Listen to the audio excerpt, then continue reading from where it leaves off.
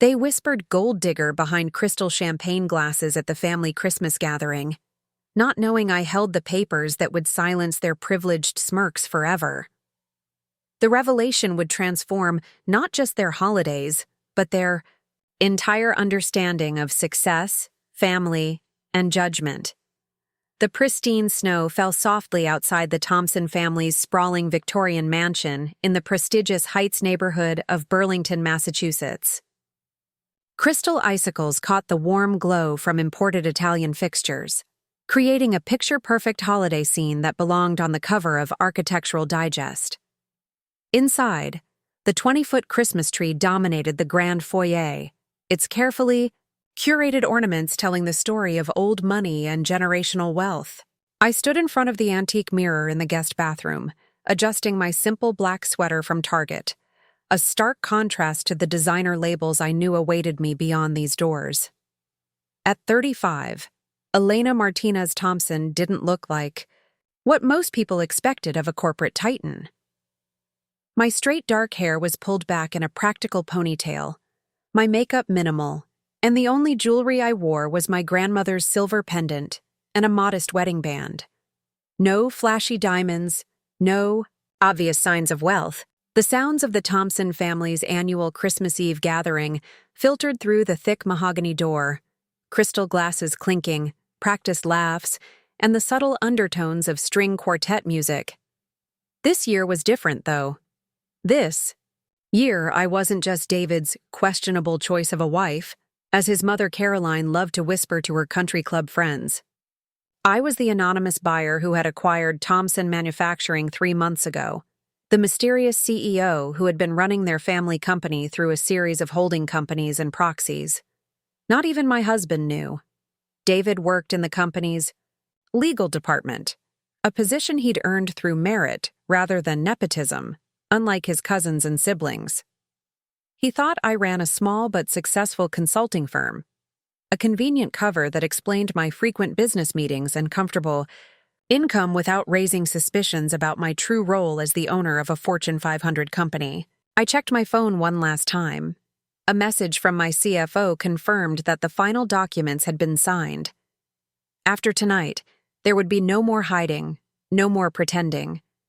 The thought made my hands tremble slightly as I recalled the journey. That led here, starting as a janitor's daughter who cleaned Thompson Manufacturing's offices at night while studying for my MBA, rising through competitors' ranks, and finally acquiring the very company that had once seen me as nothing more than part of the invisible workforce that kept their pristine world running. The bathroom door rattled with a sharp knock. "Elena." "Darling?" Caroline Thompson's voice dripped with artificial sweetness. "We're all waiting, though I understand if you need a moment to prepare yourself for civilized company." I took a deep breath, smoothing invisible wrinkles from my sweater. In her Chanel suit and pearls, Caroline had never approved of her son marrying someone she considered beneath their social station. She'd spent the last 2 years making subtle and not-so-subtle remarks about my background, my clothes, my apparent lack of proper breeding. "Coming, Caroline," I replied, my voice steady despite the anticipation building in my chest. Tonight's gathering included not just the immediate family, but the entire Thompson clan, board members, shareholders, and the entitled descendants of the company's founder. They'd all come to celebrate what they thought was their continued dynasty, unaware that their family's company had been slipping through their fingers due to their own mismanagement and outdated perspectives. Through the bathroom's small window, I could see more luxury cars pulling up to the mansion, Mercedes, Bentleys, and Maseratis carrying the extended Thompson family and their equally wealthy friends. Each arrival represented another witness to what would become a Christmas Eve like no other in the family's carefully curated history.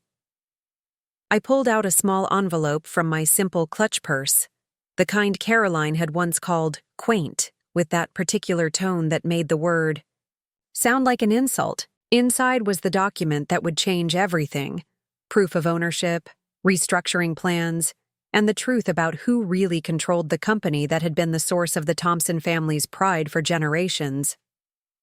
The string quartet began playing Carol of the Bells, its complex harmonies echoing through the mansion's marble halls. It felt like a soundtrack to the evening's coming drama, each note building toward an inevitable crescendo. I tucked the I envelope away and opened the bathroom door, stepping out into the warmly lit hallway. It was time to begin a Christmas celebration that would become legendary in the Thompson family history, though not for the reasons any of them expected. The weight of my laptop bag felt reassuring against my shoulder as I moved through the mansion's opulent hallway. Inside, encrypted files detailed every Thompson manufacturing financial decision of the past decade, proof of mismanagement that had allowed me to quietly acquire controlling shares through various holdings. But tonight, the bag served as my armor, a reminder of how far I'd come from the days when I watched my father mop these same floors. David caught my eye from across the grand living room, his warm smile a stark contrast to the cold appraisal of his relatives. My husband stood by the fireplace, his 6-foot frame relaxed in a well-worn blazer that had seen better days. Unlike his family, David had rejected the path of privilege, choosing instead to work his way up through the company's legal department on merit alone. His modest salary often drew disapproving glances from his siblings, but it was one of the many reasons I'd fallen in love with him. "There you are, Elena," Margaret Thompson, David's aunt, called out with practiced sophistication. "We were just discussing the company's recent changes." She paused, swirling her aged scotch. "Such a shame about the mysterious new ownership. I don't suppose your little consulting firm has any insights." I caught the subtle dig in her tone. My little consulting firm was their code for what they considered my quaint attempt at business, a way to patronize my career while dismissing any real success. If they only knew that my small business was actually a complex network of holding companies that now controlled their family legacy. "I try not to mix business with family gatherings," I replied diplomatically, accepting a glass of champagne from a passing server. The same server who, like my father years ago, seemed invisible to the Thompson family, but had helped me understand the true inner workings of their company during my months of research before the acquisition. Richard Thompson Jr., David's older brother and the family's self-appointed financial genius, couldn't resist joining in. "How sensible," he smirked, adjusting his Rolex. "Though some of us can't help but take pride in our family's legacy. 4 generations of success, built on tradition and proper breeding." The words proper breeding hung in the air like frost. I thought of my father, who had immigrated with nothing but hope and determination, working night shifts as a janitor to put me through school. He had taught me more about dignity and work ethic than any of the Thompsons' Ivy League educations ever could. Alexandra, Richard's wife, touched my arm with perfectly manicured fingers. "Elena, darling, I simply must know. Where did you find that? Interesting sweater? It's so unique." Her voice dripped with the same condescension that had fueled my determination to succeed all these years. "Target," I answered honestly, enjoying how the single word made her recoil slightly. "They have surprisingly good quality." The horror on her face was worth every moment of judgment I'd endured since marrying into this family. Across the room, I noticed David's cousin Victoria whispering to a group of shareholders, occasionally glancing in my direction. Victoria had been particularly vocal about her disappointment when David married beneath his station. Now she served as head of public relations for Thompson Manufacturing, or at least she did until tomorrow, when the new ownership structure would be revealed. A staff member appeared at my elbow, Maria, one of the housekeepers who had worked for the Thompsons for decades. Like my father, she had been part of the invisible workforce that kept their world running smoothly. "Mrs. Martinez Thompson," she said quietly, "your package arrived." Her eyes held a knowing look. She was one of the few who knew my true identity, having helped arrange my father's retirement party years ago when he finally left his position as head janitor. "Thank you, Maria." I replied warmly, noting how several family members frowned at my familiar tone with the help. The package contained the final piece of documentation I needed, proof that the Thompson family's recent financial decisions had nearly bankrupted the company before my intervention. I excused myself, moving toward the elaborate Christmas tree where David stood chatting with his father, Richard Sr. The family patriarch's voice carried across the room as he lectured his youngest son about ambition. "Really, David, it's time you thought about your position in the company. Your cousin James is being promoted to vice president, and here you are, still pushing papers in legal. What would your grandfather say?" My husband's patient smile didn't waver. "I'm happy where I am, Dad. Not everyone measures success by their title or salary." His eyes met mine, filled with the quiet confidence that had first drawn me to him. He had no idea that tomorrow he would be offered the position of chief legal officer, not because of his name, but because he was genuinely the most qualified person for the job. The irony of the situation wasn't lost on me. While the Thompson family looked down on their son's underachieving wife, I had been orchestrating the largest corporate restructuring in their company's history. Every disapproving glance, every backhanded compliment had only strengthened my resolve to prove that success wasn't about breeding or background. It was about vision, determination, and integrity. The annual Thompson family Christmas gathering had always been more of a shareholders' meeting disguised as a holiday celebration. In the mansion's grand dining room, where a table stretched long enough to seat 30 people, the true hierarchy of the family was on full display. Crystal glasses caught the light from the antique chandelier, creating prisms that danced across the hand-painted silk wallpaper imported from Paris. "I heard the new ownership is making radical changes," Benjamin Thompson, David's second cousin and head of sales, announced to the assembled group. "My sources say they're planning to modernize everything. Can you imagine? 4 generations of tradition, and some outsider thinks they know better." He cast a suspicious glance in my direction, as if somehow connecting my presence to the company's recent upheaval. The conversation around the table shifted like a well-choreographed dance, each family member eager to share their opinions on the company's future. I noticed how the seating arrangement itself told a story. The most influential family members clustered near Richard Sr. at the head of the table, while those who had married in or held lesser positions were relegated to the far ends. "I heard they're planning to implement new diversity initiatives," Victoria said with obvious distaste, adjusting her pearl necklace. "As if we need to change our hiring practices. The Thompson name has always stood for excellence, not social experiments." She paused, looking pointedly at me. "Though I suppose some of us have different standards." Catherine, David's younger sister and the only family member who had ever shown me genuine kindness, spoke up from her place halfway down the table. "Perhaps change isn't such a bad thing," she suggested, earning several sharp looks. "The world is different now than it was in grandfather's time." "That's exactly the kind of thinking that threatens old money," Alexandra interjected, her voice carrying that peculiar mix of authority and disdain that seemed to be taught at expensive finishing schools. "Next, you'll suggest we start hiring people without the right background." The way her eyes flickered to me made it clear what kind of background she meant. The server appeared at my elbow, refilling water glasses. I recognized him as Carlos, Maria's son, who was working his way through college just as I had done years ago. The Thompson family barely acknowledged his presence, but I noticed how carefully he attended to each guest, his dignity intact despite their dismissive attitudes. "Speaking of background," Margaret Thompson said, lifting her wine glass. "Elena, darling, you never did tell us much about your family's business interests.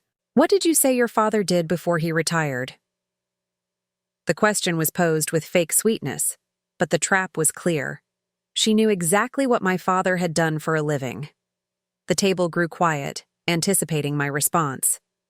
David tensed beside me, but I placed a gentle hand on his arm. My father was part of the facilities management team at Thompson Manufacturing, I replied clearly, my voice carrying across the silence. He cleaned the executive offices for 25 years. The reaction around the table was immediate, but carefully controlled. Raised eyebrows, exchanged glances, and the slight pursing of expertly lipsticked mouths. Richard Jr. actually choked slightly on his wine. How interesting, Caroline Thompson said, her voice pitched to Carrie. And now here you are, joining us for Christmas dinner. Isn't America wonderful? Anyone can rise above their station, though of course, breeding does tend to show eventually. Mother, David started, but I squeezed his hand under the table. This wasn't the moment, not yet. James Thompson, recently promoted to vice president despite his notorious incompetence, couldn't resist adding his thoughts. I suppose that explains your unique perspective on business, he said with a smirk. Your little consulting company must seem quite impressive compared to cleaning offices. I took a slow sip of water, thinking of the folder in my laptop, bag that detailed James's recent decision to invest millions in a failed project, against all advice from the actual experts. That decision alone had cost the company nearly 15% of its quarterly profits. Tell me, James, I said carefully, how is the Singapore expansion project progressing? I watched his face pale slightly. The project's failure wasn't public knowledge yet, but as the owner of the company, I had seen all the reports. That's confidential company business, he stammered, shooting a nervous glance at his uncle Richard Sr. Of course, I smiled. Just taking an interest in the family business. The conversation shifted again, but I noticed how James kept glancing in my direction, uncertainty creeping into his previously confident demeanor. Around the table, other family members continued their subtle display of social hierarchy.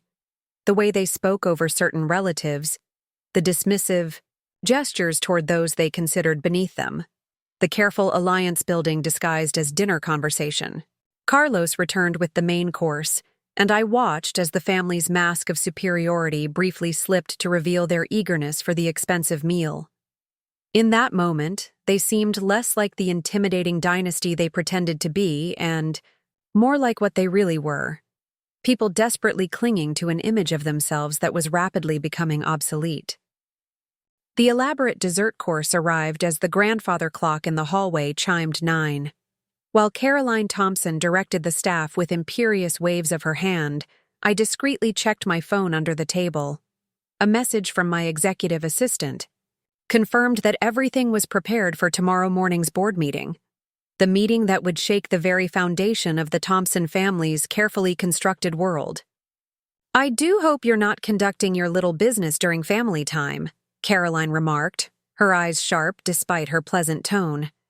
Though I suppose some people never learn proper dinner etiquette. The comment drew quiet snickers from several family members, particularly Victoria and Alexandra. I slipped my phone back into my pocket, thinking of the real reason for my message check.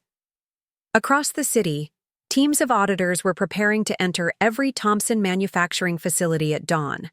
The evidence of financial mismanagement, nepotistic, hiring practices, and questionable business decisions would all be documented, leaving no room for the family to maintain their illusion of superior business acumen. Elena was probably just checking on her father, Richard Jr. suggested with mock concern. I hear the retirement home where he lives is quite adequate, for that tax bracket, of course. He shared a knowing look with James, both men chuckling into their cognac glasses. What they didn't know was that my father now lived in a beautiful villa in Spain, his retirement fully funded by his daughter's success. The same success that would soon reshape their understanding of what true business acumen looked like. Actually, I said, maintaining my composure, I was confirming some details about tomorrow's company announcement. I hear it's quite significant. The subtle emphasis on significant caused James to shift uncomfortably in his chair, no doubt thinking about his failed Singapore project. David's cousin Peter, who headed the company's technology division, despite his notorious resistance to innovation, leaned forward with sudden interest. "What do you know about tomorrow's announcement?" His tone carried an edge of worry, as well it should, given that his department's outdated practices had cost the company millions in potential contracts. "Oh, just rumors," I replied lightly, watching as uncertainty rippled through the gathered family members. "Something about new management structures, modernization initiatives, performance reviews." I let the words hang in the air, noting how several people around the table suddenly seemed very interested in their dessert plates. Catherine, ever observant, caught my eye with a questioning look. Of all the Thompsons, she alone had demonstrated genuine business insight, yet her suggestions had been consistently dismissed because of her gender. She would be surprised to find herself appointed as Chief Innovation Officer tomorrow, a position based entirely on merit rather than family connections. "I'm sure Elena's sources are as reliable as her fashion choices," Alexandra interjected, attempting to steer the conversation back to safer ground. "Though speaking of changes, has anyone heard about the Morton family? Apparently they lost control of their company to some mysterious investor. How absolutely dreadful." The Morton situation had been my first major acquisition, a practice run of sorts for the Thompson takeover. I had modernized their operations, implemented fair labor practices, and turned their failing business into a model of corporate efficiency, all while maintaining my anonymity. "The Mortons were weak," Richard Sr. pronounced from the head of the table. "They lost their company because they lacked the strength of proper family leadership. That could never happen to Thompson Manufacturing. We have 4 generations of superior business intelligence in our blood." I took a slow sip of wine, savoring both its flavor and the irony of his statement. In my laptop bag, just a few feet away, sat documents proving that the Thompson family's superior business intelligence had nearly driven their company into bankruptcy. Only my careful, anonymous intervention over the past year had prevented a complete collapse. "Blood isn't always the best indicator of business acumen," I suggested mildly. "Sometimes an outside perspective can be valuable." "My dear," Caroline said with exaggerated patience, as if speaking to a child, "you can hardly expect to understand the complexities of running a family dynasty when your own background is so limited. Some things simply can't be learned without proper breeding." The room grew quiet as Carlos returned to clear the dessert plates. I noticed how the family barely acknowledged him, their eyes sliding past him as if he were invisible. Just as they had done with my father for all those years. Just as they had done with me until I married David. Little did they know that tomorrow, Carlos would be announced as the head of our new employee education initiative, a program designed to help staff advance their careers through education and training.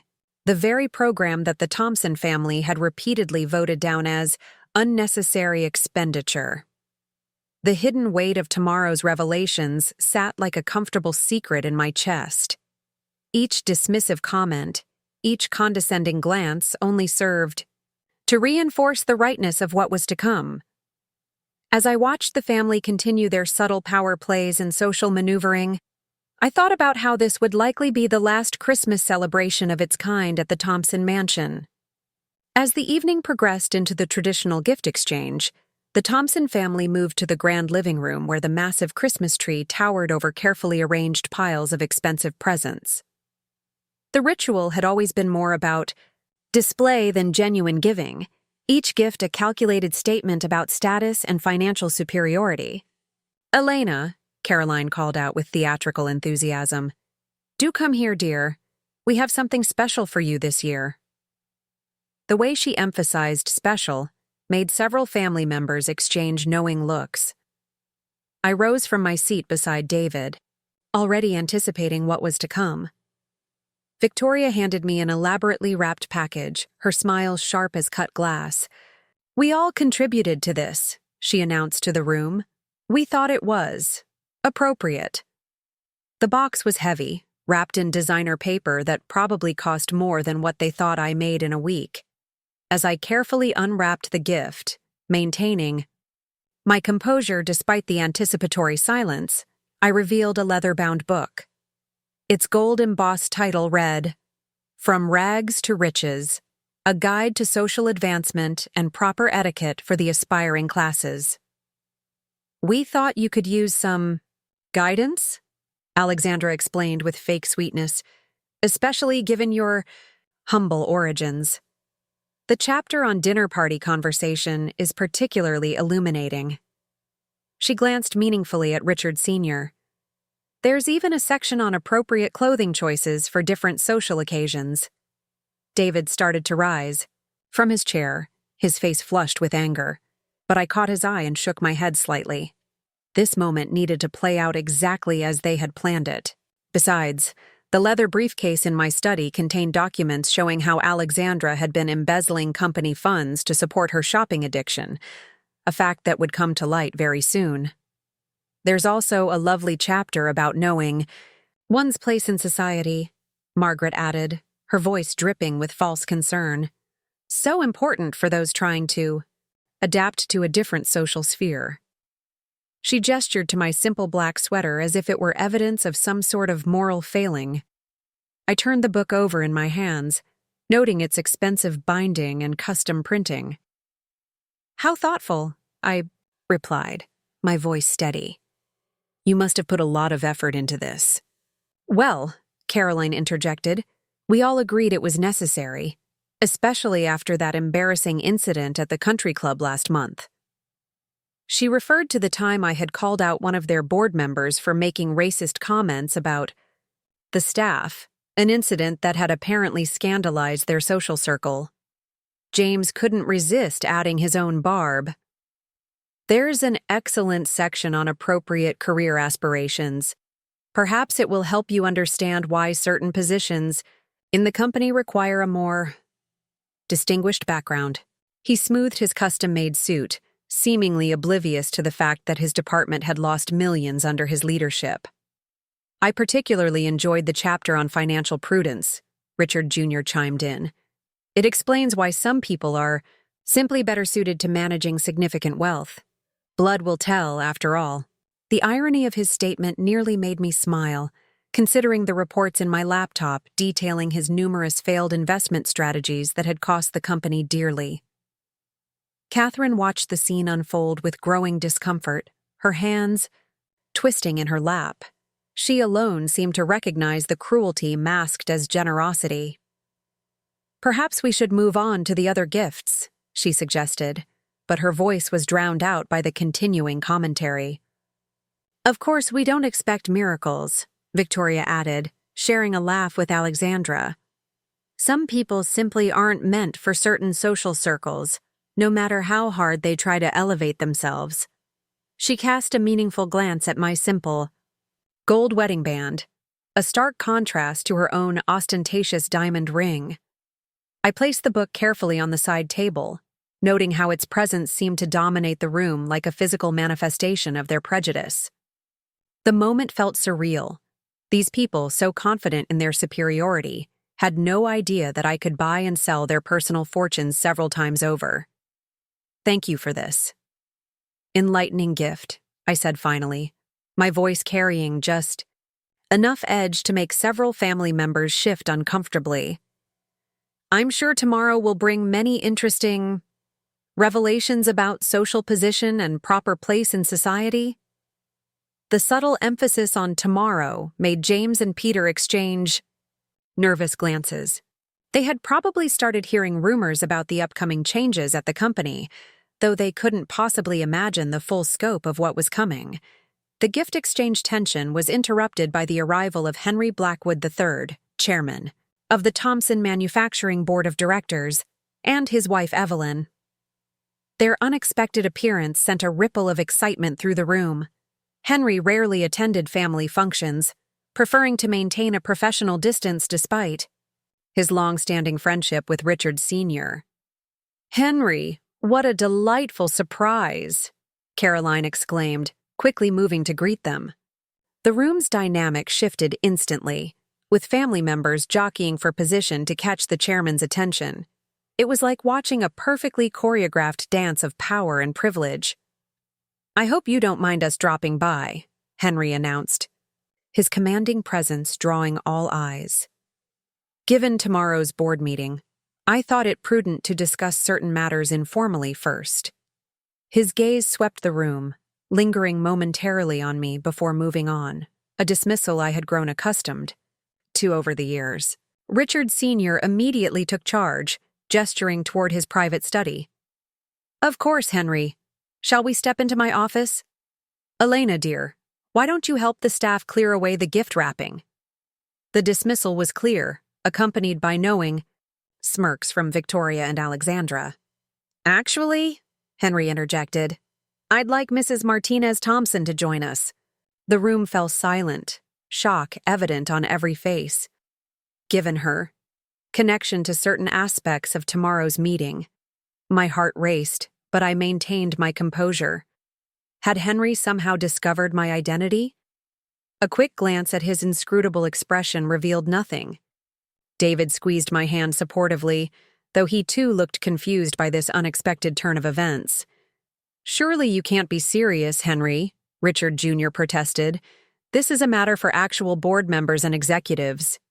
He straightened his Italian silk tie, a nervous habit I'd noticed during particularly tense board meetings he didn't know I had observed via secure video feed. Henry's response was diplomatic but firm.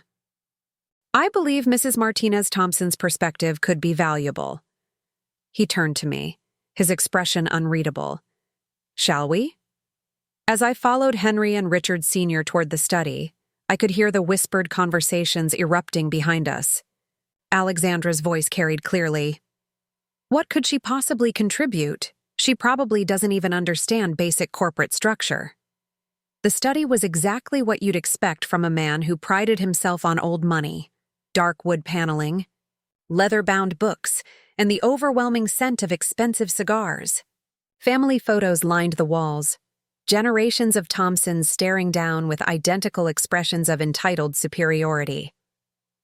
"Now then," Henry began once the door closed, "I understand there have been some interesting developments regarding company ownership." His eyes fixed on me with newfound intensity. Developments that might make tonight's gift-giving seem rather ironic in retrospect. Richard Sr. waved dismissively. "Henry, if this is about those rumors of a takeover, I assure you the Thompson family maintains controlling interest. Our position is completely secure." I watched as Henry removed a folder from his briefcase, a folder I recognized as containing the very documents I had planned to reveal tomorrow. "Are you quite sure about that, Richard?"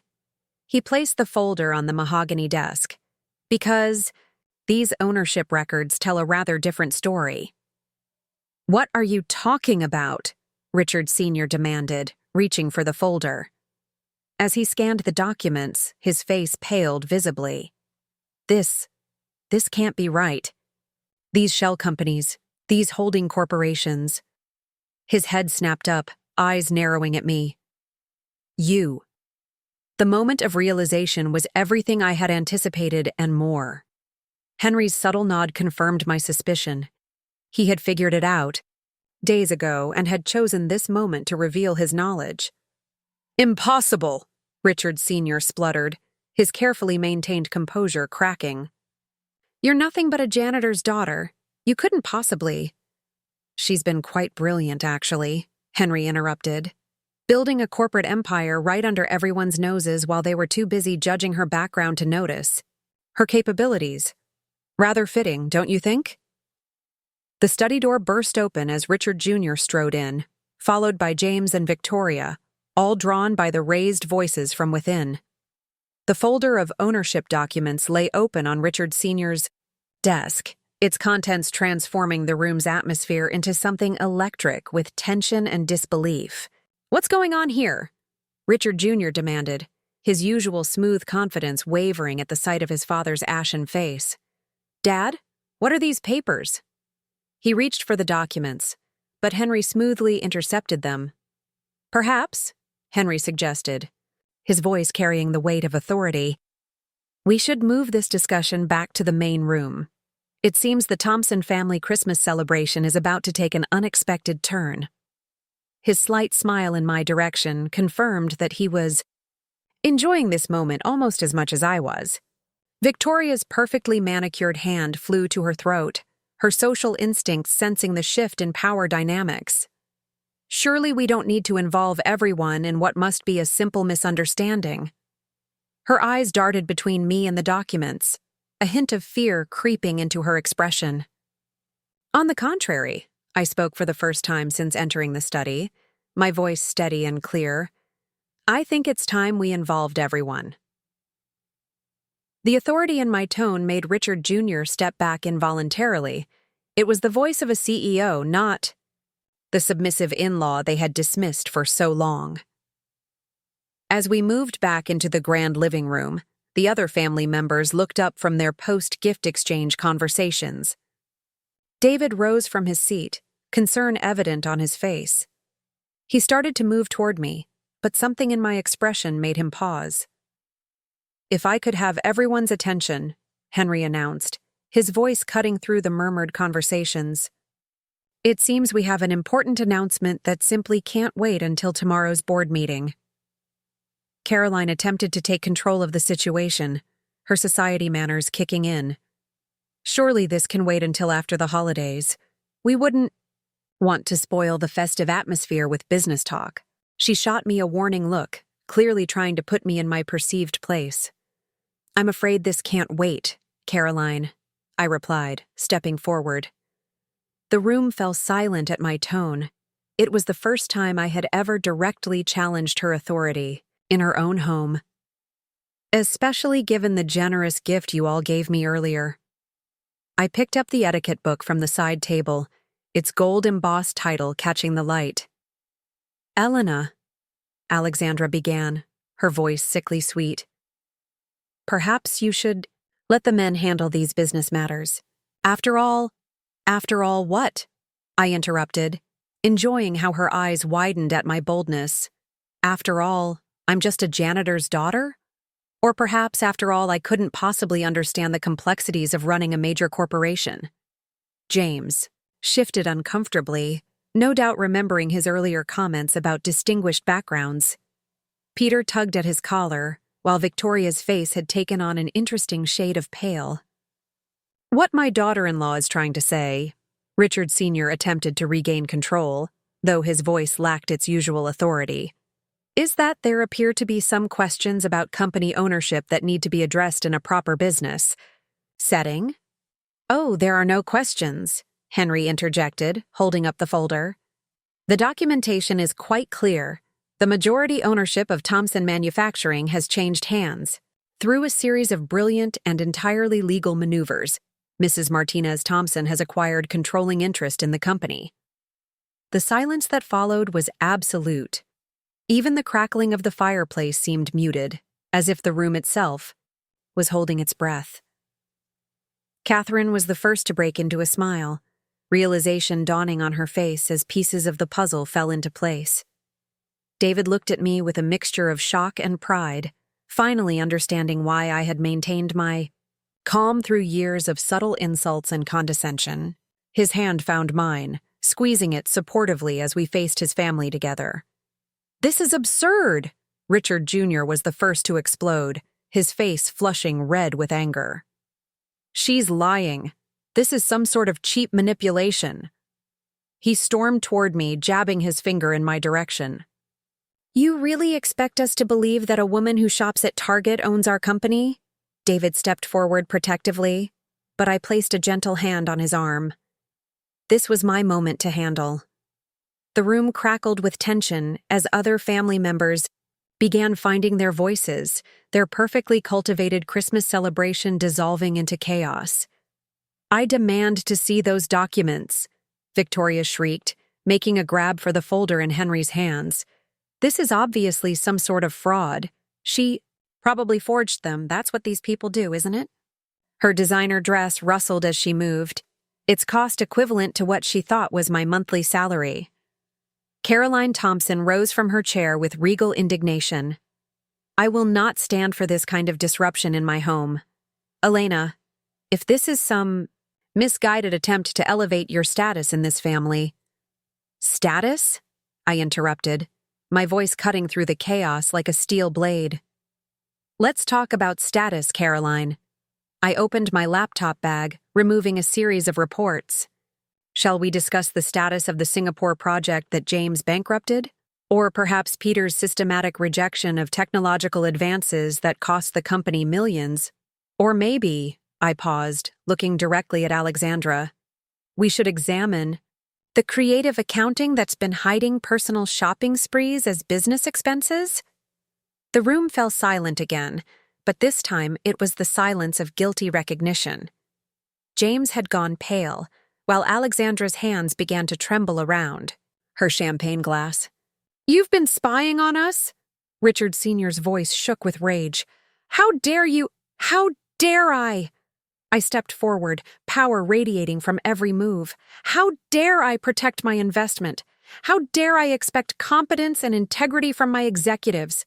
Or perhaps you're asking, how dare I, a janitor's daughter, rise above the station you tried so hard to keep me in? Henry cleared his throat. The acquisition was completely legal. Mrs. Martinez Thompson utilized a brilliant strategy of shell companies and holding corporations to gradually acquire controlling interest, while the family was too busy maintaining appearances to notice their company slipping away. But the board— Peter started weakly. The board has already been briefed, Henry confirmed.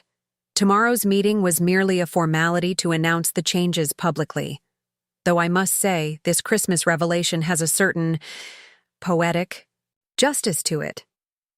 Victoria collapsed onto a nearby sofa, her perfectly composed facade cracking. This can't be happening. Do you have any idea who we are? I know exactly who you are, I replied calmly. You're the people who gave me an etiquette book as a Christmas gift, thinking it would humiliate me. You're the people who looked down on my father for cleaning your offices, never noticing that he was teaching me the most valuable lessons about dignity and hard work. You're the people who were so convinced of your own superiority that you never saw me coming. David stepped forward again, this time addressing his family. All these years, you treated Elena like she was beneath you. Did it ever occur to any of you that she graduated top of her class from business school? That her little consulting firm was actually a cover for one of the most successful investment strategies in corporate history? Oh, God, James muttered, realization dawning. The Morton takeover last year. That was you too, wasn't it? I nodded, allowing myself a small smile. Consider it a practice run. They were just as arrogant, just as convinced of their inherent superiority. They never saw their downfall coming either. Caroline made one last attempt to regain control. This is our family company. You can't just— Actually, I can, I cut her off. And I have. But unlike you, I don't believe in nepotism or social status. Starting tomorrow, every position in this company will be earned on merit alone. I turned to Catherine, whose eyes were shining with unexpected hope. Which is why I'm appointing Catherine as Chief Innovation Officer. Her ideas about modernization were always brilliant, even if you refused to listen to them. The grandfather clock in the hallway struck 10, its deep chimes echoing through the tension-filled room. The elaborate Christmas decorations that had seemed so impressive earlier now felt like props in a theater production that had gone desperately off script. I moved to stand by the floor-to-ceiling windows, watching snowflakes dance in the external lighting that illuminated the mansion's grounds. I believe, Henry said, breaking the heavy silence, we should all take a moment to process this information. He placed the folder of documents on the coffee table, where it commanded attention like a bomb waiting to detonate. The Thompson family members stared at it as if it might bite. Richard Sr. had sunk into his leather armchair, his usual commanding presence deflated. For the first time, he looked his age, the carefully maintained facade of power crumbling before everyone's eyes. Caroline stood beside him, her hand on his shoulder, but her perfectly manicured fingers trembled slightly. 25 years, I said softly, still gazing out at the snow. That's how long my father cleaned these offices. Every night he would tell me stories about the importance of education, of working smart, of understanding how power really works. I turned to face the family. While you were teaching your children about inheritance and social status, he was teaching me about observation and opportunity. David moved to stand beside me, his presence supportive but not protective. He understood that I didn't need protection anymore. All these years, he said, wonder in his voice, you were building this. Why didn't you tell me? Because you loved me for who I am, not what I owned, I replied, touching his hand gently. You were the only one in this family who saw me as a person, not a social climber or a gold digger. The words gold digger made Alexandra flinch, visibly. Victoria, who had been unusually quiet, suddenly stood up. The charity gala, she said, realization dawning on her face. Last spring, when you suggested changes to the corporate giving program, you were already in control then, weren't you? I nodded. Your suggestion to cut the employee education fund to increase the budget for the debutante ball was particularly illuminating. It showed me exactly how out of touch this family had become with modern business practices. James paced the room, his expensive shoes clicking against the hardwood floors. But the Singapore project? If you knew it was failing, why didn't you stop it? Sometimes, I replied, the best lesson is allowing people to face the consequences of their own arrogance. Your refusal to listen to the market analysts, your insistence that the Thompson name alone would guarantee success, those decisions needed to play out. Peter, who had been examining the documents with increasing despair, looked up.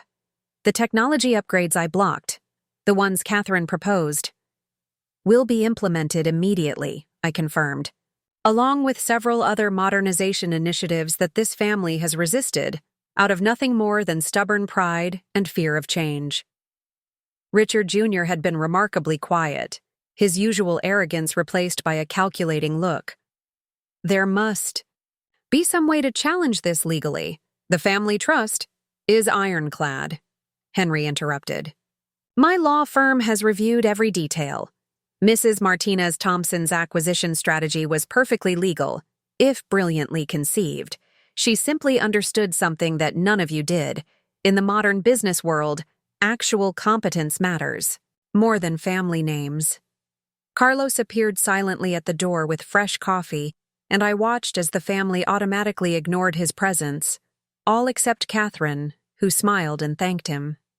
You see, I said, gesturing to the moment, that right there is why this company needed new leadership. You've forgotten that every person has value, that success isn't inherited, it's earned.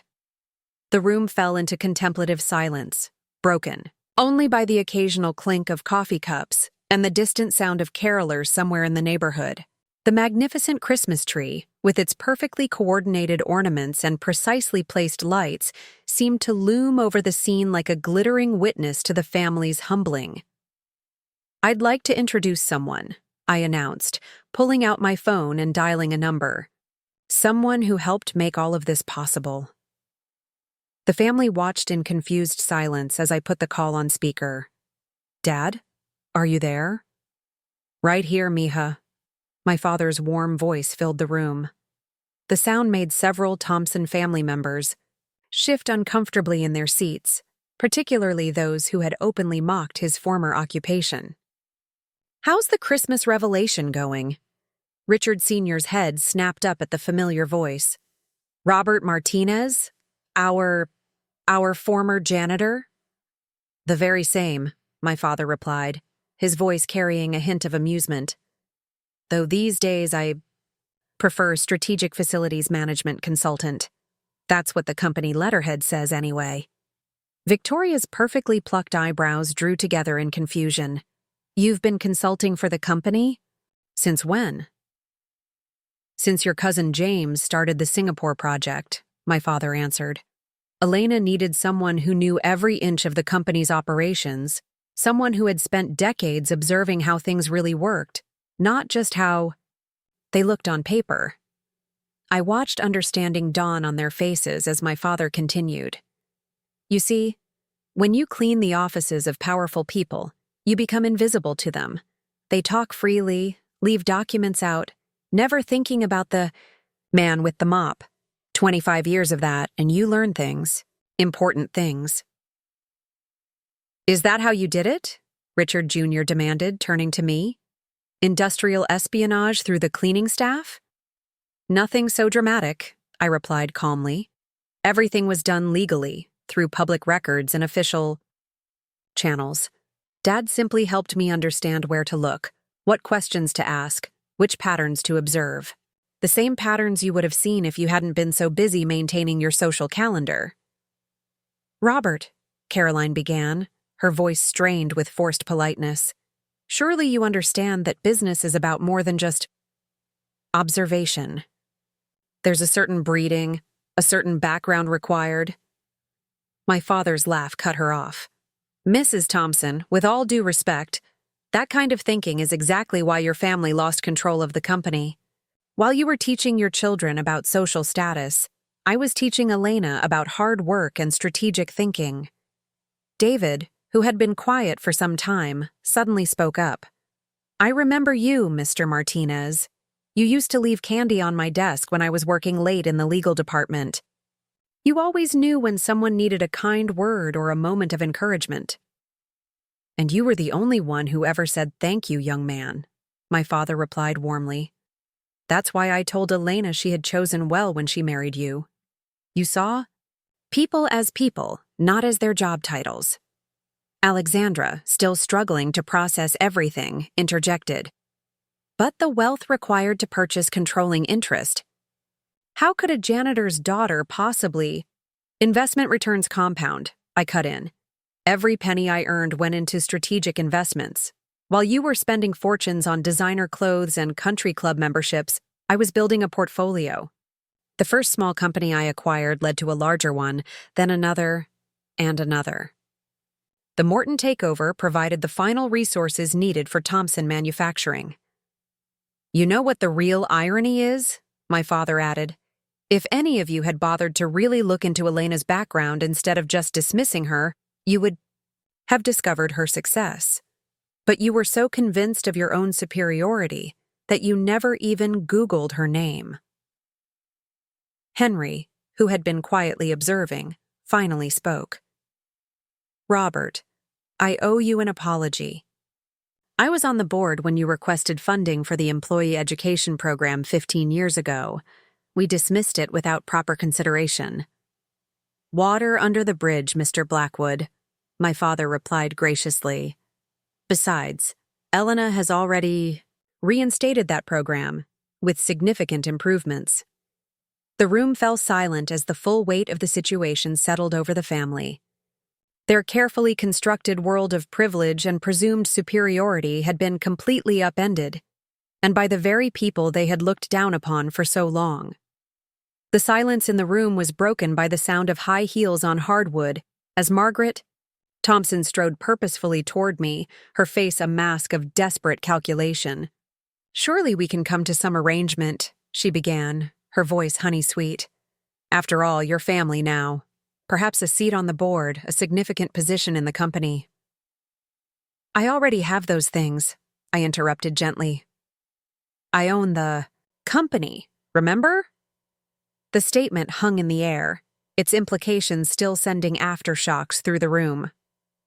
Dad, I spoke into the phone still on speaker. Would you like to tell them about the new employee support initiatives we're implementing? Ah, yes. My father's voice carried a note of pride. Full college tuition reimbursement for all employees and their children. Healthcare benefits that actually provide real coverage. A living wage program that will bankrupt us, Richard Jr. exploded. You can't just throw away profits on the working class. I pulled out another folder from my laptop bag. Actually, according to these projections, investing in our employees will increase productivity by approximately 40% in the first year alone.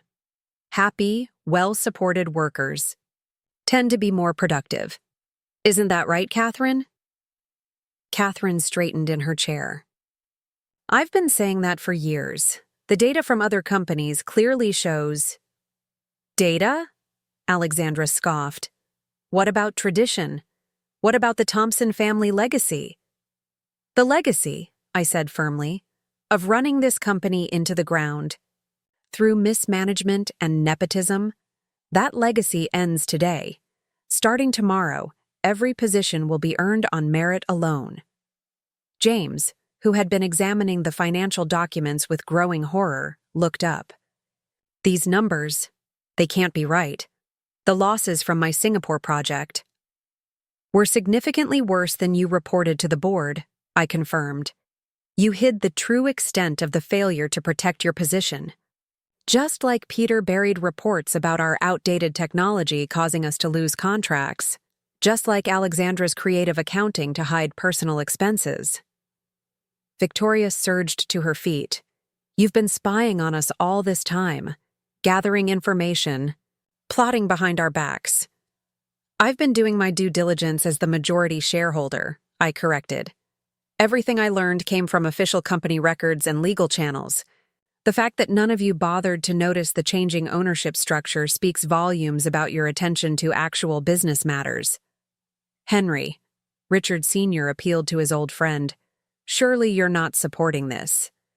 This coup? Henry shook his head slowly. Richard, she saved the company. While your family was busy maintaining appearances at charity galas and country clubs, Mrs. Martinez Thompson was implementing the changes needed to prevent complete collapse. The board has reviewed everything. She didn't just buy the company. She rescued it. But what about us? Caroline's voice held a note of genuine fear. This company has supported our family for generations, our lifestyle, our positions in society. We're maintained at the expense of the company's health and its workers' well-being, I finished. But don't worry, Caroline. Unlike you, I don't believe in punishing people for their background. Everyone will have the opportunity to earn their position, including family members. You'll just have to prove your worth through actual work rather than birthright. Mija, my father's voice came through the speaker. Tell them about Carlos. I smiled, thinking of the young server who had been so invisible to the family all evening. Carlos, Maria's son, will be heading our new employee education initiative. He has a master's degree in organizational development that he earned while working full-time. Exactly the kind of determination and talent we need. The mention of a server being promoted to management caused several family members to blanch. Their world was being turned upside down in ways they had never imagined possible. The elaborate grandfather clock struck 11, its chimes echoing through the mansion like a countdown to the end of an era. Snow continued to fall outside, adding another layer of hushed solemnity to the already charged atmosphere. I think, I said, rising from my seat, it's time to be completely transparent about tomorrow's changes. I removed a final set of documents from my laptop bag. These are the new organizational charts and position appointments, effective immediately. Henry distributed the papers with practiced efficiency. The rustle of pages turning filled the room, followed by sharp intakes of breath and muffled exclamations as family members found their names, or in some cases didn't. This is outrageous, Richard Jr. exploded, throwing his papers down. You've demoted me to junior analyst? I've been CFO for 15 years. And in that time, I replied calmly, you've made a series of catastrophic financial decisions that would have resulted in immediate termination in any other company. The junior analyst position is a chance to learn proper financial management from the ground up, if you choose to accept it. Victoria scanned her document frantically. My name isn't even on here. What about my position as head of publics relations?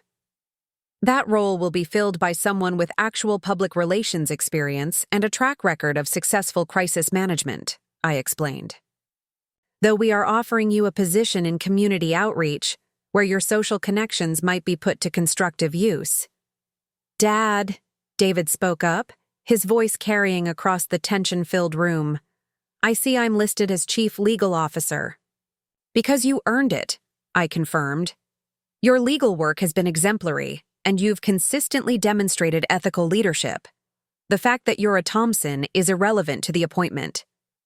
Catherine was staring at her paper in disbelief. Chief Innovation Officer? Really? Her voice trembled with a mixture of surprise and vindication. Your proposals for modernization have been consistently brilliant, I nodded. It's time someone finally listened to them. Alexandra, who had been unusually quiet, suddenly burst into tears. But what about our status? Our social position? How will we maintain our lifestyle? Perhaps, my father's voice came through, the speaker. It's time to learn the value of earning your position rather than inheriting it. James stood up, his face flushed. I won't accept this. I'll fight it in court. The Thompson name still means something in this city. By all means, Henry interjected smoothly, we can take this to court, where the evidence of your mismanagement, financial irregularities, and ethical violations will become public record. I'm sure the business press would be fascinated. The threat of public exposure hung heavy in the air. The Thompson family had always valued appearance above all else. The prospect of their failures being exposed in the media was perhaps the one thing they feared more than losing their positions. Now, I continued, my voice firm but not unkind, everyone here has a choice to make. You can accept these changes, learn to earn your positions based on merit, and be part of building a stronger, more ethical company.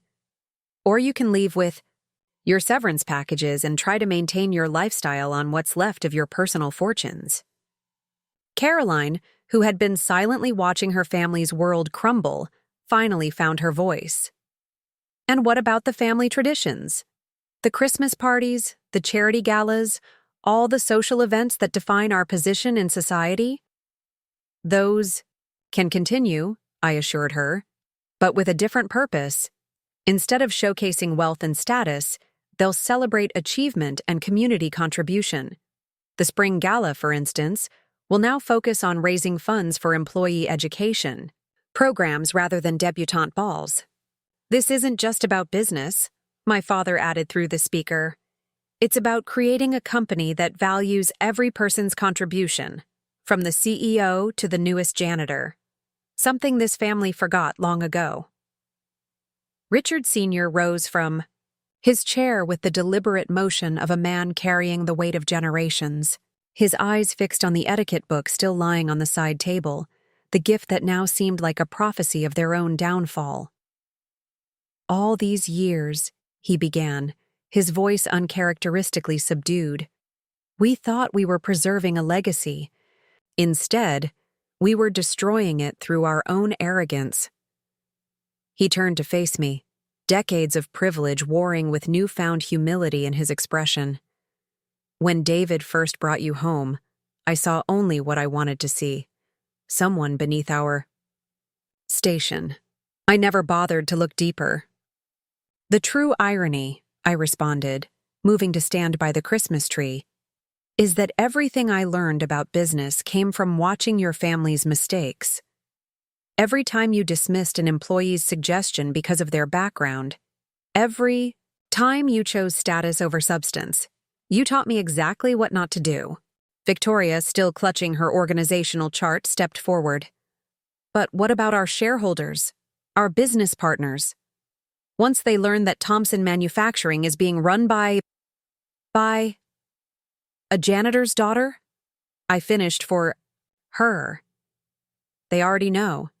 The major shareholders were briefed last week. Surprisingly, they seemed more concerned with the company's 40% increase in productivity under my leadership than with my father's former occupation. Alexandra dabbed at her tears with an embroidered handkerchief. The country club committee will never understand. Our social position will be ruined. Perhaps, Catherine interjected, finding her courage. It's time we earned respect through actions rather than inheritance. Elena has shown us that true success comes from merit, not breeding. James paced the room, his expensive shoes marking each step with desperate emphasis. There must be something we can offer you. Some way to maintain our positions. Money, connections, anything. You still don't understand, I said quietly. This isn't about revenge or power. It's about building a company that values every person's contribution. A place where someone like Carlos can rise to management based on his abilities, not his background. Richard Jr. slumped into a chair, his usual arrogance deflated. All those board meetings where you attended via video conference. You were watching us, weren't you? Evaluating our performance. I was giving you chances to prove yourselves, I corrected. Every decision you made, every opportunity you had to choose competence over connection, merit over status, you consistently made the wrong choices. Henry cleared his throat.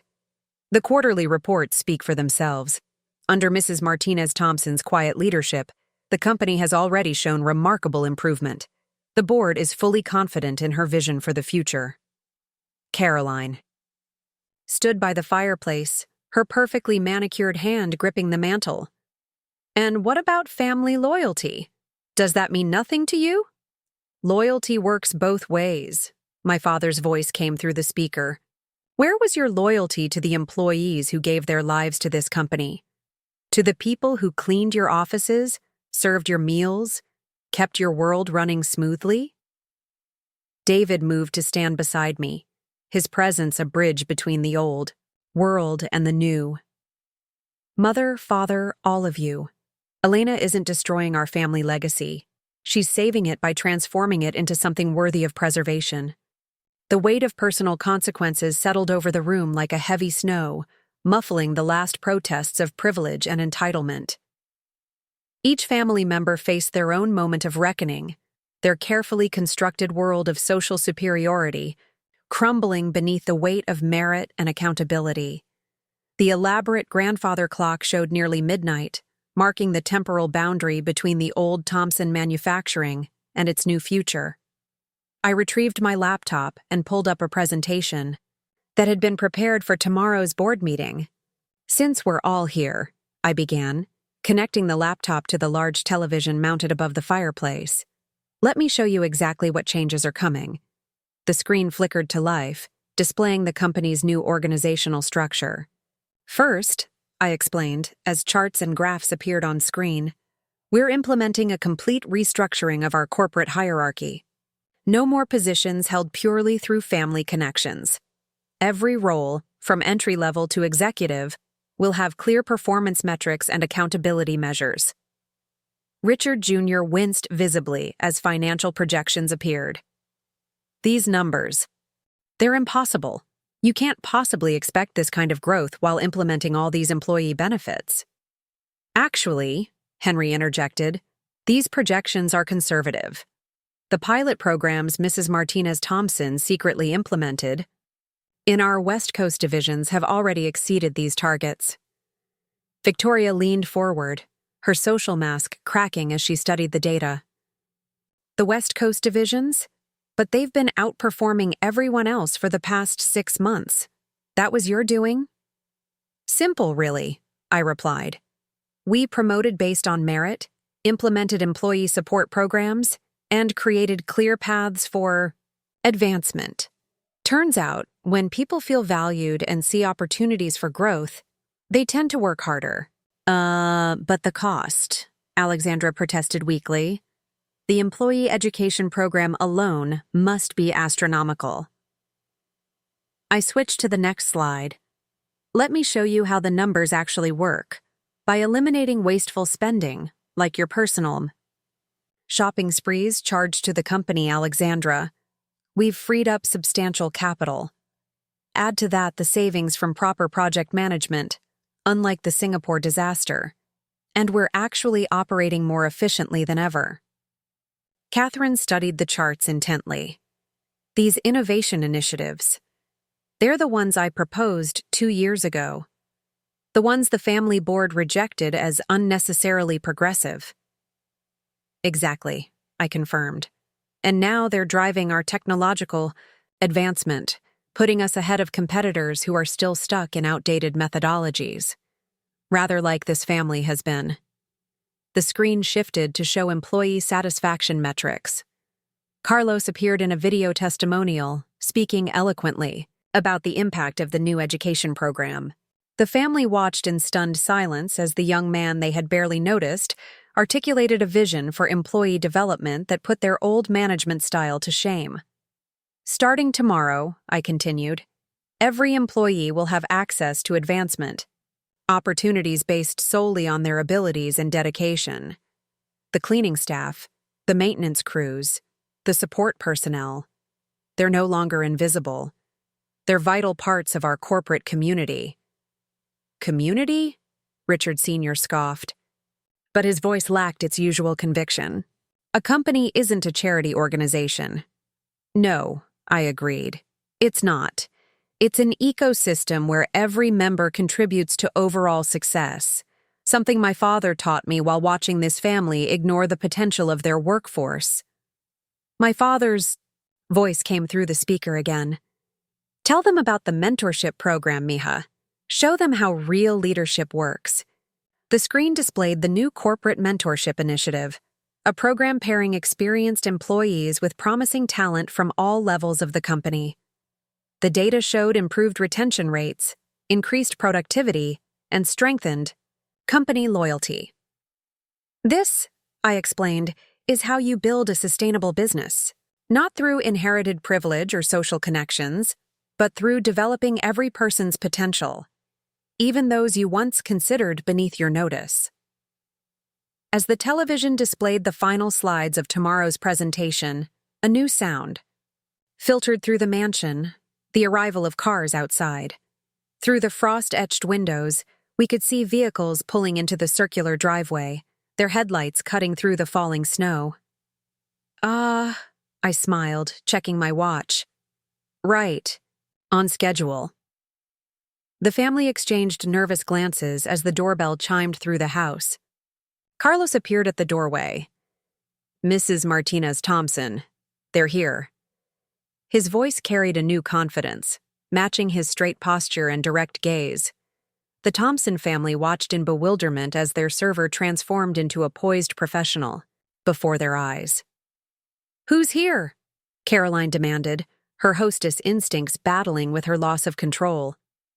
This is a private family gathering. Actually, I replied, moving toward the foyer, I invited some additional guests to join us for the end of this historic evening. People whose lives will be directly impacted by tomorrow's changes. Through the grand entrance came a stream of people, employees from every level of Thompson Manufacturing. Maria led the group, no longer in her housekeeper's uniform but dressed professionally. Behind her came technicians, office staff, maintenance workers, and middle managers, many of whom the Thompson family had never bothered to notice before. What is the meaning of this?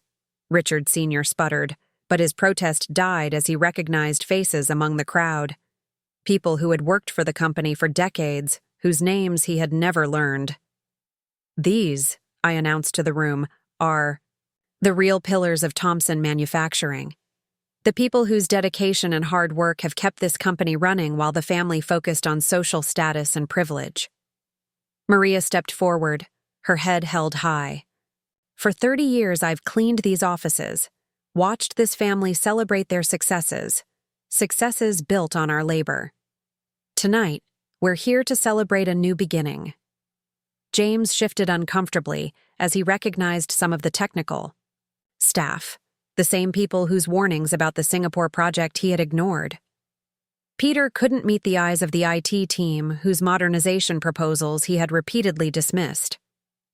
Sarah Chen, I called out, and a young woman stepped forward from the group. Would you like to tell the family about your new position? Sarah, whom the Thompsons had passed in the hallways for years without acknowledgement, smiled confidently. As the new head of digital innovation, I'll be implementing the technological updates that Mr. Thompson previously rejected. My team has already developed solutions that will save the company millions in operational costs. Victoria's face reddened as she recognized Sarah. The same employee whose promotion recommendation she had blocked 2 years ago, claiming the company wasn't ready for diverse leadership. One by one, employees stepped forward, each sharing their new roles and visions for the company's future. The Thompson family watched in stunned silence as their former invisible workforce revealed depths of talent and expertise they had never bothered to discover. "Miguel Ramirez," I announced, and a middle-aged man in a maintenance uniform stepped forward. "Starting tomorrow, he'll be heading our new operational efficiency department. His suggestions for improving factory floor layouts have already increased productivity by 25% in trial implementations." Alexandra gasped audibly. Miguel had worked in their main factory for 15 years, his innovative ideas consistently ignored because of his position and background. The room hummed with energy as more employees shared their stories, their hopes, and their plans for the company's future. The contrast between their passionate commitment and the Thompson family's entitled complacency couldn't have been more stark. The clock edged closer to midnight as I moved to address the assembled group, the old guard of the Thompson family on one side, the newly empowered workforce on the other. The Christmas tree's lights cast alternating shadows and illumination across faces that reflected both apprehension and hope. "Tomorrow morning," I began, pulling up news slides on the television, "we begin implementing our transformation plan. Not just organizational changes, but a complete cultural shift." The screen displayed a timeline of initiatives, each carefully crafted to dismantle generations of corporate hierarchy.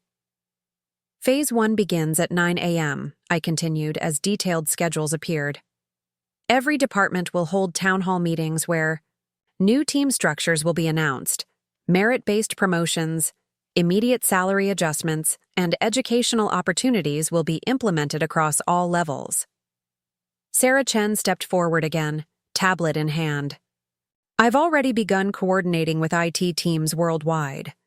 By noon tomorrow, our new internal communication platform will go live, giving every employee direct access to resources and advancement opportunities previously reserved for upper management."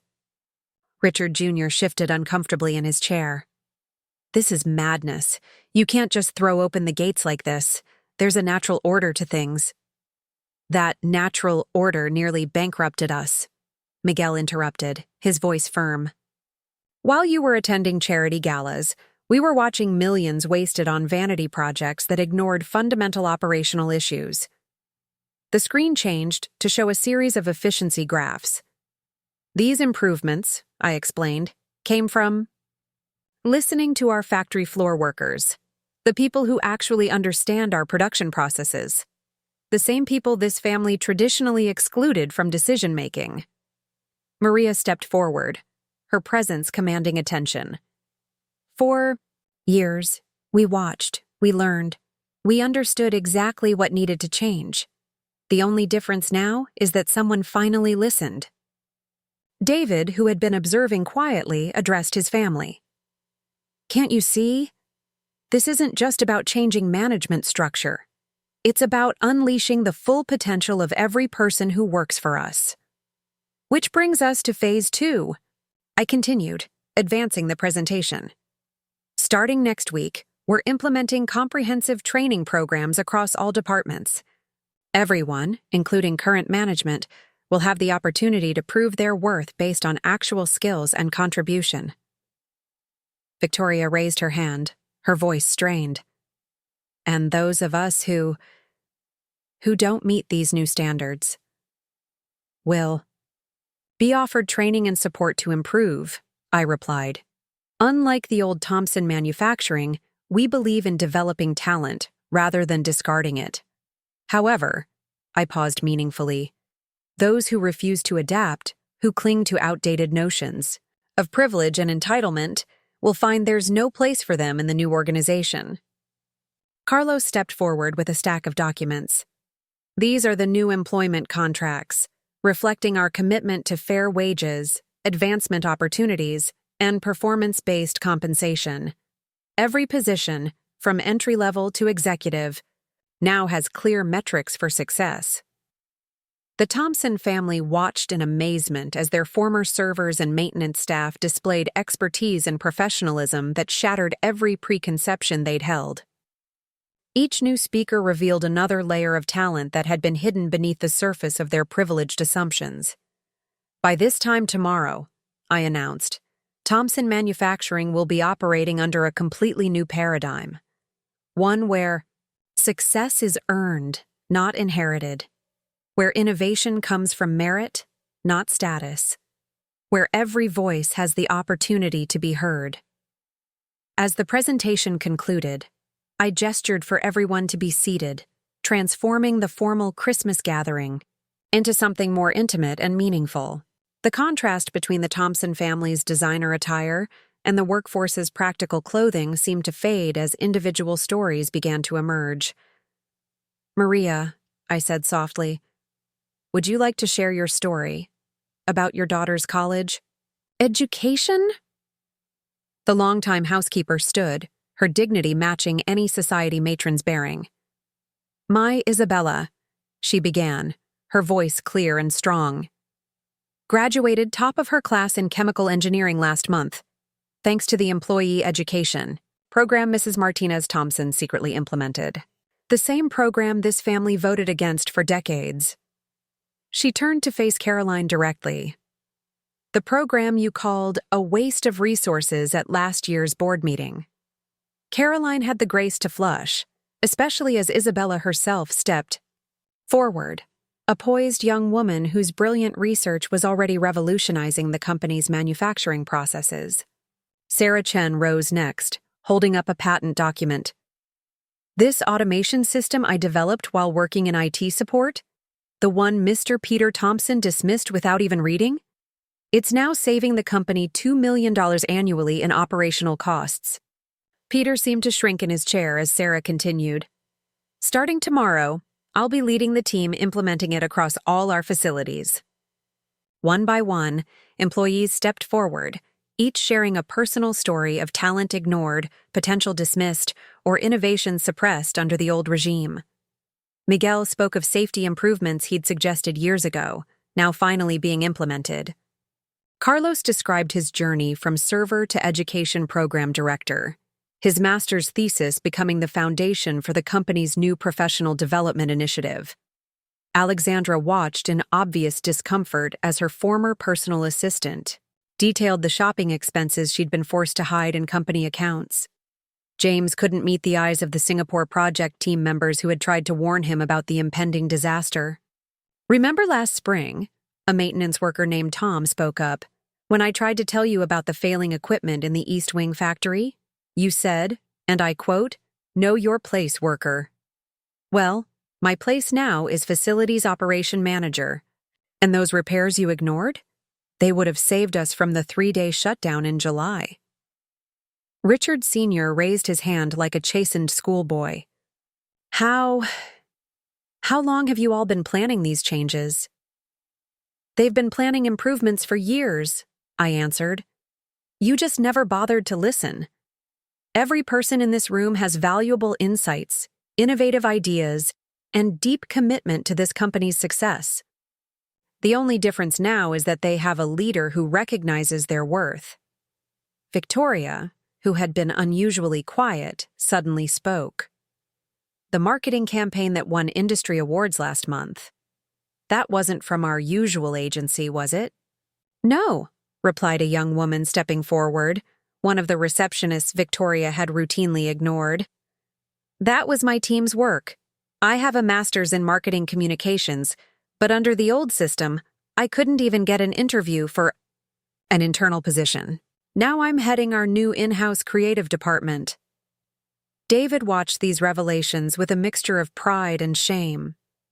All this talent, right under our noses. We were so busy protecting our positions that we couldn't see the incredible potential surrounding us. The stories continued, each one adding another crack to the Thompson family's crumbling facade of superiority. Every employee who spoke revealed not just capability, but deep understanding of the company's operations. Understanding that came from years of careful observation and genuine commitment to their work. As midnight approached, I pulled up one final set of data on the television screen. A comprehensive overview of the company's transformation over the past year under my quiet leadership. The numbers told a story that even the most resistant Thompson family member couldn't deny. Let's look at the actual results of our pilot programs. I began displaying a series of graphs. In divisions where we implemented merit-based promotion and employee development initiatives, productivity increased by 45%. Employee retention rose by 60%. Customer satisfaction scores reached record highs. Sarah Chen stepped forward with her tablet, sharing detailed analytics. The modernization programs that Catherine proposed, which were repeatedly blocked by the family board? We implemented them in 3 test facilities. The result was a 30% reduction in operational costs and a 50% decrease in production errors. Richard Jr. studied the financial charts with growing dismay. These profit margins, they're higher than anything we achieved in the past decade. How? Simple, Miguel answered, pointing to the efficiency metrics. When you value your workers, listen to their ideas, and give them opportunities to grow, they give you their best in return, something your family never understood. Isabella, Maria's daughter, presented her research findings. By combining floor workers' practical knowledge with modern engineering principles, we've developed manufacturing processes that are both more efficient and more sustainable. The same innovations the family dismissed as unnecessary complications. And the screen shifted to show employee satisfaction surveys. Carlos highlighted the dramatic improvements in workplace culture. In areas where we removed artificial barriers and implemented merit-based advancement, job satisfaction increased by 80%, sick days decreased by 40%. People actually want to come to work now. Victoria stared at the numbers in disbelief. But our traditional management style, our family's approach, was outdated and inefficient. I completed her thought. Look at these comparison charts. Divisions still operating under the old system consistently underperformed compared to those embracing change. James winced as his failed Singapore project appeared on screen, contrasted with successful initiatives led by previously overlooked employees. The numbers were damning. Millions lost through his arrogance versus millions saved through collaborative, merit-based leadership. Here's something interesting, Sarah noted, pulling up another data set. Employee suggestions implemented under the new system have resulted in cost savings of over $50 million in just 6 months. These are the same employees whose ideas were previously ignored because they didn't have the right family connections. The presentation continued, each slide revealing another aspect of the company's transformation. Quality control metrics, customer feedback, market share. Every indicator showed marked improvement under the new management approach. Catherine studied the innovation metrics with growing excitement. These new product developments, they're all from our internal teams, not outside consultants? All internal, I confirmed. When you give talented people resources and opportunities, amazing things happen. Your own proposals proved that. Once they were finally given a chance to be implemented. Even Richard Sr. couldn't argue with the financial projections. The company's value had increased substantially since I'd begun quietly implementing changes, with stock prices reflecting growing market confidence in the new direction. As Christmas Eve transformed into Christmas morning, the atmosphere in the Thompson mansion had shifted dramatically. The elaborate decorations that had earlier symbolized generational wealth now seemed to highlight the changing of the guard. Outside, the first light of dawn began to paint the snow-covered grounds in shades of possibility. Before we conclude this evening, I announced, I want to share our vision for the company's new culture. The television screen displayed images of the renovated corporate headquarters. Gone were the stuffy portraits of Thompson patriarchs, replaced by collaborative workspaces and innovation centers. The executive floor that was once reserved for family members? I gestured to a photo of a bright, open space. It's now our Employee Development Center. Those private dining rooms where deals were made over expensive wines, they're now training. Facilities and creative spaces open to everyone. Caroline gasped as images of her beloved executive lounge appeared, transformed into a modern cafeteria where employees of all levels could interact and share ideas. But where will we hold our board member luncheons? In the same place everyone else eats, Maria answered firmly. The days of artificial separation are over. The screen showed the new daycare center, built in what used to be the Thompson family's private garage space. Quality childcare for all employees, Carlos explained, because talent doesn't stop when you become a parent. Sarah Chen demonstrated the new internal communication platform, where ideas could be shared and developed regardless of the contributor's position. No more good suggestions dying in middle management because they came from the wrong person. Richard Jr. watched as his former executive suite was shown transformed into a collaborative tech hub. But where will the family leadership work? Leadership will be wherever the work requires, I explained, including the factory floor. No more ivory towers, no more artificial barriers. Every space in the company is now designed for functionality and collaboration, not status display. The presentation shifted to show the new employee recognition wall, where achievements were celebrated regardless of title or background.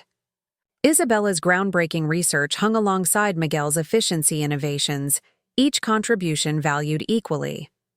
Perhaps most importantly, I continued, we're implementing transparent pay scales and promotion criteria. No more advancement based on last names or social connections. Every position, from entry-level to executive, will be earned through demonstrable skill and contribution. Victoria shifted uncomfortably as images of the new HR policies appeared. But how will we maintain our position in society without our traditional roles? By earning them, David replied, finally fully embracing the new vision. By proving our worth through actual achievement rather than inherited privilege. The screen displayed the company's new mission statement: innovation through inclusion, success through merit. Below it, photos showed diverse teams working together, their collective expertise driving the company forward. Tomorrow morning, I announced, these changes go public. The stock market will open to news of Thompson Manufacturing's complete restructuring. But more importantly, every employee will arrive to find their workplace transformed, not just physically, but culturally. And the family? Alexandra asked quietly, her usual confidence shattered. Will have the same opportunity as everyone else, I replied. Those who are willing to adapt, to earn their positions through merit rather than name, will find plenty of opportunities. Those who can't. I let the sentence hang meaningfully. As Christmas morning fully dawned, casting long shadows across the Thompson Mansion's grand foyer, I stood before the assembled group, family members and employees alike, to deliver the final message of this transformative night. 1 year ago, I began, I stood in this very room during my first Thompson family Christmas, listening to jokes about my background, enduring subtle and not-so-subtle reminders of my place in society. Tonight, we've redefined what place truly means in our company. The etiquette book still lay on the side table, its gold-embossed title now seeming like a relic from a bygone era. I picked it up, turning it over in my hands. This gift was meant to remind me of my supposed limitations. Instead, it will serve as a reminder of why these changes were necessary. I handed the book to Carlos. Place it in our new corporate museum, alongside other artifacts of the old Thompson Manufacturing. Let it teach future generations about the danger of judging people by their background rather than their abilities. Richard Sr. stepped forward, his bearing markedly different from the imperious patriarch of just hours before. I've been CEO of this company for 30 years, he said, his voice heavy with realization. Yet in 1 year of your quiet leadership, you've achieved more progress than we managed in 3 decades. Because, I replied gently, you were too focused on maintaining power to see the potential surrounding you. Every person in this room, every employee you ignored, every suggestion you dismissed, represented an opportunity for growth and innovation. Victoria, who had spent the night watching her carefully constructed world crumble, spoke up. What about our family legacy? 4 generations of Thompson leadership just gone? Not gone, David answered before I could. Transformed. Our true legacy shouldn't be about maintaining privilege. It should be about building something meaningful, something that values every contributor. Maria stepped forward, addressing the family directly. For generations, we watched you celebrate your successes in this mansion. Successes built on our work while you treated us as invisible. Now, we're finally visible, finally heard, finally valued. Starting today, I announced, Thompson Manufacturing will publish an annual Innovation Impact Report highlighting contributions from all levels of the company. Merit, not inheritance, will be our measuring stick for success. The morning sun streamed through the windows, illuminating the changed faces of the Thompson family. Some, like Catherine and David, showed understanding and acceptance. Others still struggled with their new reality, but the undeniable success of the changes left little room for argument. My father, I said, glancing at the phone still connecting us to him, taught me that true worth isn't found in social status or family names. It's built through hard work, integrity, and recognizing the value in every person. That will be our company's guiding principle moving forward. Mija. My father's voice came through one last time. I think they finally understand.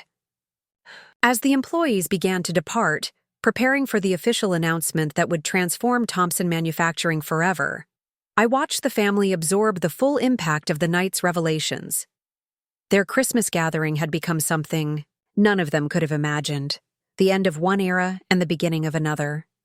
Next Christmas, I said to the room at large, we'll celebrate together, not as rulers and servants, not as upper class and lower class, but as one team, each person valued for their unique contribution to our shared success. The snow continued to fall outside, covering both luxury cars and modest vehicles in the same clean white blanket, nature's own lesson in equality. Inside, the Thompson family faced their first morning as regular employees, while those they had once looked down upon stood tall, ready to lead the company into its merit-based future. The annual Thompson family Christmas gathering had indeed become legendary, though not for the reasons anyone could have predicted. It marked the night when privilege gave way to merit, when inherited power yielded to earned respect, and when a janitor's daughter proved that true worth lies not in social status but in the courage to create positive change. The end.